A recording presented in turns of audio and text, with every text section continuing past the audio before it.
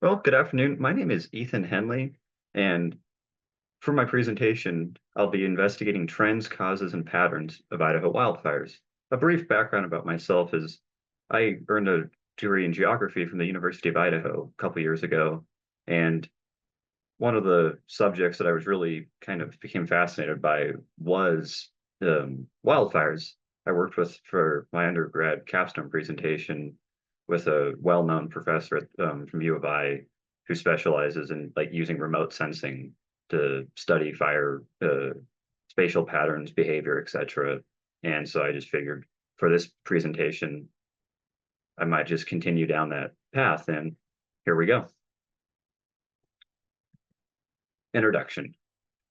Wildfires' increasing frequency and intensity pose threats to ecosystems, human communities, and natural ecosystems. For thousands of years, wildfires have played an important ecological process, especially in the Rocky Mountain forest here in the western half of the United States.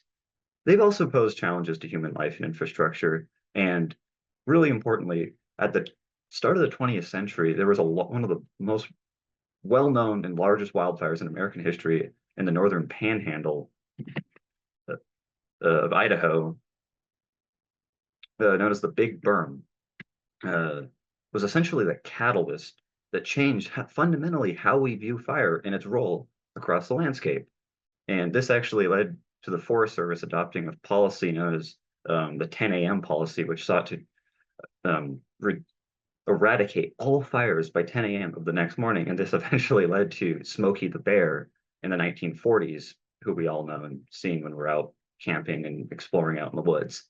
And moving forward, this ties into the driving factors, which include human activities, a warming climate, and this legacy of fire suppression. Research goal, investigating trends, causes, and spatial patterns of wildfires using advanced GIS techniques. Study area. The state of Idaho was chosen for this analysis because of its diverse terrain where fire plays an active role across the landscape. Large uncontrolled burns have also become increasingly more common. For instance, just last year, a large fire known as the Wapiti Fire around here in Stanley, which is a popular tourist town for outdoor recreation, was sparked by a large lightning strike, but also sparked national interest and coverage. Objectives. First, identify the spatial patterns, trends, and causes of human versus natural ignitions. And also, secondly, explore how fire management strategies affect um, all ignitions sizes using multivariate regression analysis. The data. The primary data set for this analysis was downloaded from the National Interagency Fire Center, which is a point data set of all ignitions across the United States reported to the agency, the Irwin system. In fact, this agency is actually located here in Boise, Idaho. State and county boundaries were downloaded from the Idaho Geospatial Data Portal, and then Climate Engine, which is a very cool cloud-based solution for accessing and downloading large-scale Earth observation and climate data, was used to gather max vapor pressure deficit, which is essentially a measure of how the atmosphere's drying power. But also, I looked at the mean burning index, which takes into consideration the spread and ignition components. And then lastly, census data was downloaded from the Idaho State University's GIS portal. Methods. After gathering the primary data set, I filtered these ignition points to the Idaho's boundary, and then I used a definition query to split all ignitions into a binary of human versus natural ignitions, which then led into the point density heat maps for each of those two ignitions. And then I went into used the standard deviation ellipsis tool to look at the orientation and dispersion, but also the average location of each ignition. Then I used the global Morans index to assess the spatial autocorrelation of each ignition. Hotspot analysis was used to look at the more localized trends and patterns, especially at the county level. And then a choropleth map was mapped in relation to a graduated symbols map of each fire, of the size of each fire. And then to meet the secondary objectives for this analysis, I used exploratory regression as the main data mining tool to factor in all these different sets of variables to explain our dependent variable for this analysis, which was each incident size. And then I moved into ordinary least squares analysis, geographically weighted regression, and then to add a little more comprehensive take to this analysis, I used Jupyter notebooks to do a linear regression analysis of VPD and the burning index, but also create a matrix heat map of each ignition size in relation to the specific causes. And the results. Naturally, as you can see, natural ignitions have a greater frequency and are much denser across the state. It is, you can see here in central Idaho, there is, like, that's actually Idaho County specifically, the large clustering of fires in those counties, whereas human ignitions are somewhat clustered here in the southern parts of the state, kind of by Boise, but otherwise they're highly sparse and actually somewhat shifted towards the south western half of the state. And from the standard deviation ellipses, natural ignitions have a smaller ellipse and are again clustered in the central parts of the state. In fact, the average location from this tool, we can see that occurs in the Frank Church Wilderness area, which is actually which is the largest wilderness area in the lower 48. It's very steep and remote. Whereas average human ignitions occur just kind of set beyond this border and a little bit to the southwest.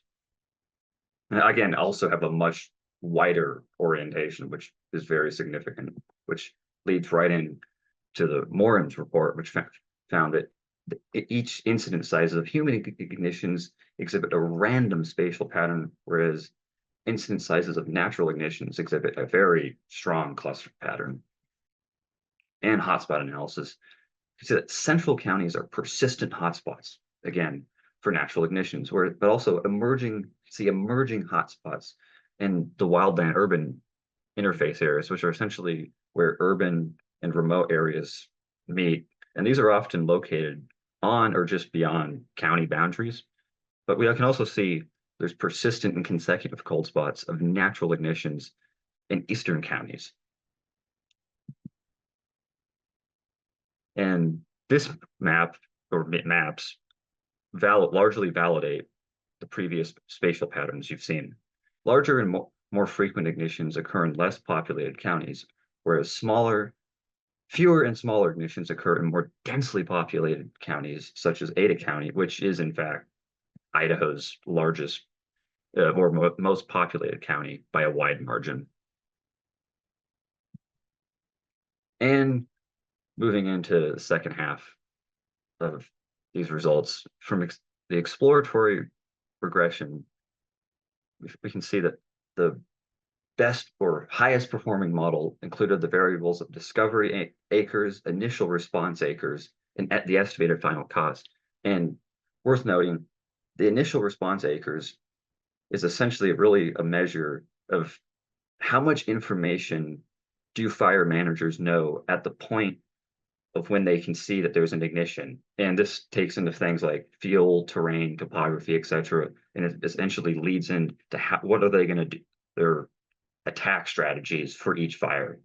And then we can see that the GWR results show a R-squared value of 0.73, which essentially means that for our dependent variable in this analysis, which was the incident sizes, almost 73% of the variance within that dependent variable is explained by those three sets of variables. And then once adjusted, is still relatively same when we see the adjusted R-squared of 0.71. But the biggest takeaway, I guess, from this is that when we moved from global to more localized regression, this adjusted R-squared increased from about 0.57 to 0.71. And these maps show the coefficients mapping the local R-squared values from the GWR model. And we can see that ignitions in more remote areas, especially in the south, have a higher initial response acres, but lower cost. Inversely, ignitions in more populated areas have a lower initial response acre, but somewhat higher cost. And we can really see that here in South Central Idaho, which this Custer County and Boise County, and those are large areas for recreation, some human settlements. Again, pristine examples of the wildland urban interface. And then the last sort of results from this analysis, we can see that camping, lightning, and unknown causes account for the largest incidence sizes across the state of Idaho. And there is indeed a moderate or strong correlation between the vapor pressure deficit and the burning index, confirming that drier conditions do in fact cause more active fire behavior, as essentially as fuels dry out, it's more conducive for faster and more prolonged burning. Conclusions. Ignition patterns. Human-caused fires are smaller but more expensive, often near populated areas, while natural ignitions are larger but in more remote areas. And this highlights a very important concept within the larger literature of fire ecology. It's known as the fire paradox, which is essentially the idea that the harder we fight fire, the worse they become. And moving on, localized clusters. Hotspot analysis showed a persistent clustering of large fires in central Idaho, whereas human ignitions exhibited weaker clustering, but were again more near urban or populated areas. And quicker initial response times do reduce fire sizes and overall cost. And localized models like GWR are better suited for capturing these decisions at the local scale over global models. And in terms of public outreach, increasing this public outreach in and around campgrounds and other populated recreation sites is vital in just how we move forward with the current challenges, not just in Idaho, but also the greater Western United States has been facing in the last few years. And yes, climate does play a role in what type of fire trends and behavior that we've seen in the last, well, in this case, a decade here in Idaho. And moving forward, in general, leveraging geospatial tools, especially more localized regression models like geographically weighted regression, but even random forest modeling, which is machine learning, could actually be used to go in and try and identify those unknown causes that we identified earlier. And just overall, these sets of tools are valuable for predicting trends, causes, and patterns of wildfires. Questions? Thank you.